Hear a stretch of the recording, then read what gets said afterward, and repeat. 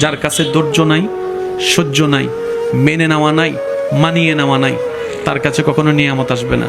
এই ক্ষেত্রে আমাদের অনেকের মনের একটা চাপা প্রশ্ন থাকে, জানতে চাওয়া যে ধৈর্য তো অনেক ধরেছি, আর কত ধৈর্য ধরবো, সহ্য তো অনেক করেছি, আর কত সহ্য করব। হাজার দিকে উত্তর না গিয়ে একটা উত্তর দেওয়ার চেষ্টা করি, মাথায় এবং মনে বসিয়ে রাখবেন যদি ভালো লাগে। ধৈর্য ততক্ষণ ধরবো যতক্ষণ আমাদের রব খুশি না হয়। সুবহানাল্লাহ। যতক্ষণ রব খুশি না হবে ততক্ষণ ধৈর্য, ততদিন ধৈর্য, তত মাস ধৈর্য, তত বছর ধৈর্য। কারণ আল্লাহ তাআলা জানেন কখন নিয়ামত দিলে আমাদের জন্য ভালো হবে, এটা আল্লাহই ভালো জানে। ওই হুকুম আসা পর্যন্ত অপেক্ষা করতে হবে, এটার নামই ধৈর্য। কোনো হা হুতাশ করা যাবে, আফসোস করা যাবে? আল্লাহ দিল আলহামদুলিল্লাহ, না দিল আলহামদুলিল্লাহ।